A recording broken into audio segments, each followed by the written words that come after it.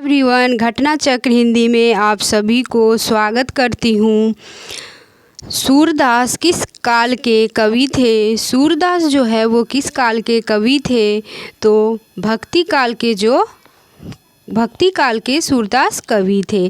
भक्तिकालीन के कृष्ण भक्ति काव्य धारा के अंतर्गत आने वाले प्रमुख कवि जो है वो सूरदास, नंददास, कृष्णदास और परमानंद दास और कुंभन दास, जो चतुर्भुज दास और मीराबाई और रसखान और ध्रुवदास तथा चैत्य महाप्रभु आदि जो है वो भक्तिकालीन कृष्ण भक्ति काव्य धारा के कवि हैं।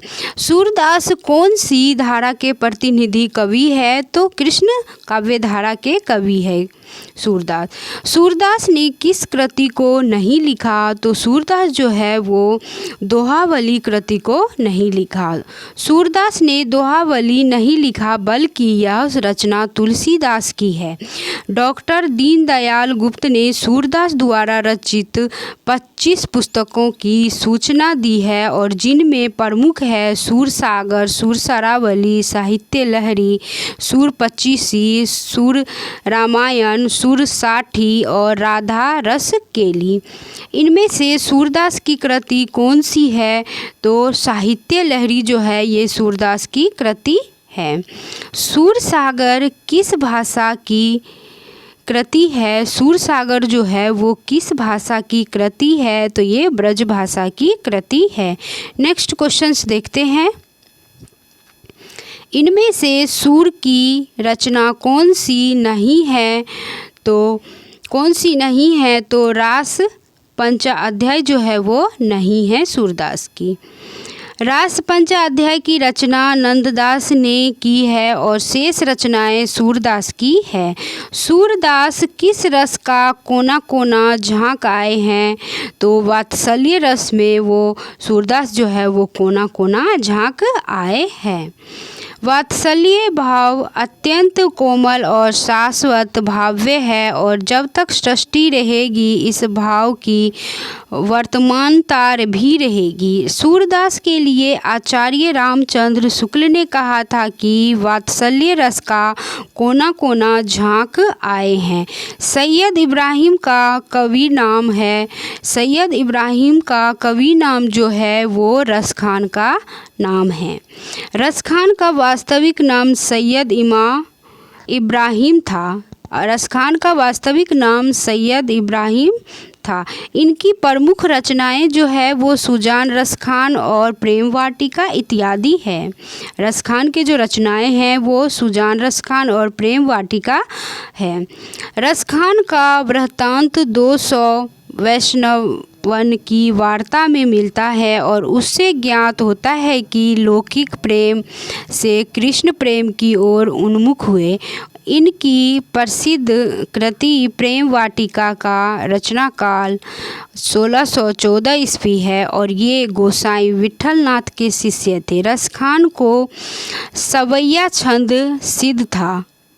रसखान जो थे वो सवैया छंद से संबंधित थे, और जितने सरस सहज प्रवाहमय सवैये रसखान के है उतने शायद ही किसी अन्य कवि के हो। रसखान ने सूफियों का हृदय लेकर कृष्ण की लीला पर काव्य रचे हैं। प्रेम वाटिका नामक ग्रंथ रचित जो है वो किसका है? तो ये रसखान द्वारा है। भक्ति काल के किस कवि को जरिया विशेषण से विभूषित किया जाता है? तो नंददास को जरिया कवि कहते हैं। नंददास 16वीं सदी के अंतिम चरण के कवि थे, और ये भक्तिकालीन कृष्ण भक्ति काव्य धारा के कवि थे। ये हिंदी के अष्टछाप के प्रमुख कवियों में सूरदास के बाद सबसे अधिक प्रसिद्ध हुए।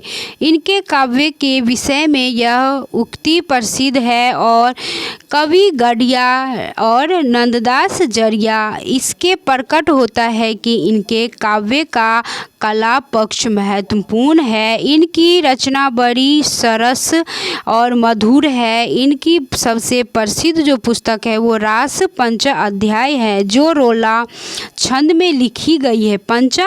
रास पंचाध्याय जो है वो रोला छंद में लिखी गई है।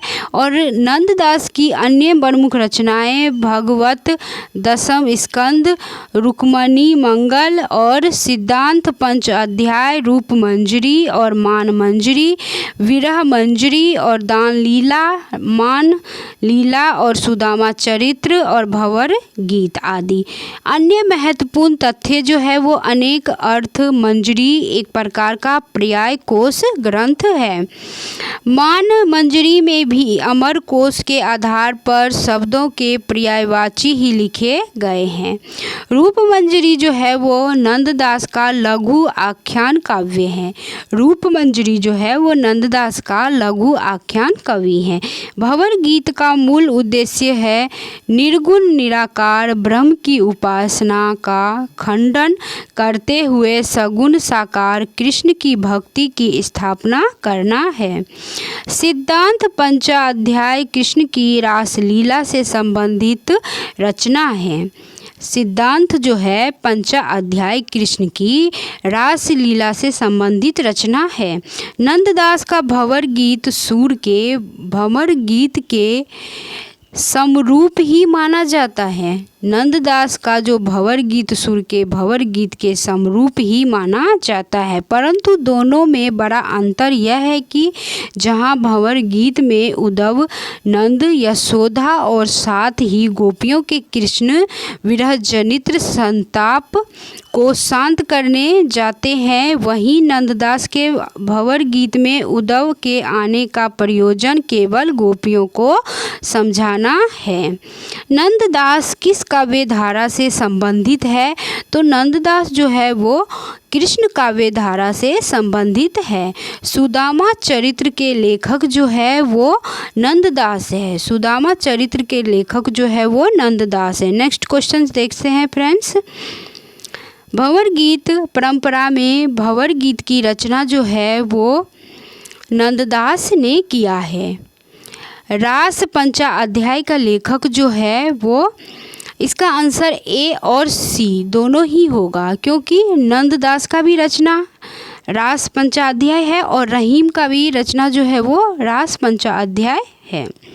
नंददास के रास पंचाध्याय की रचना की है, इसी नाम से रहीम ने भी एक काव्य की रचना की है। मीराबाई का मलार किसकी कृति है?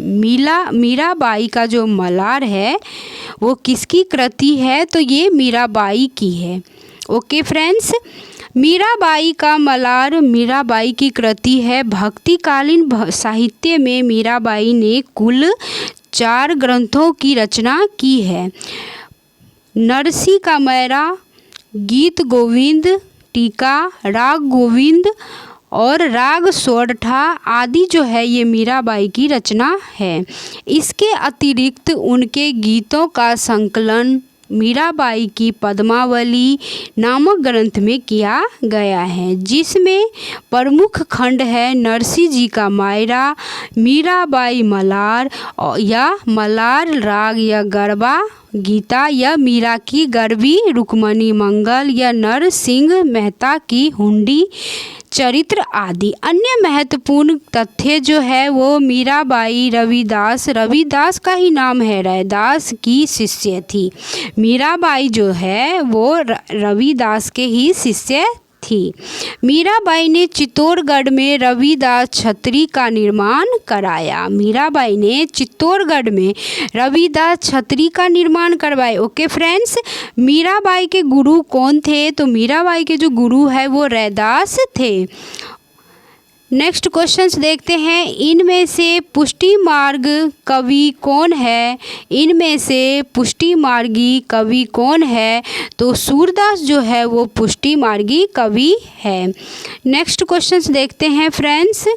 वल्लभाचार्य ने ब्रजमंडल में जिस कृष्ण भक्ति को प्रतिष्ठित किया उसका दार्शनिक आधार शुद्धाद्वैत दर्शन है।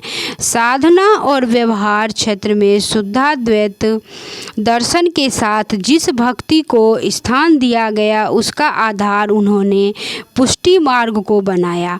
भगवान के अनुग्रह या कृपा का नाम ही पोषण है, यही पुष्टि है और इसी पुष्टि पर पुष्टि मार्ग की भक्ति पद्धति और अवलंबित है। वल्लभाचार्य के अनुसार पुष्टि मार्ग ही सर्वश्रेष्ठ है।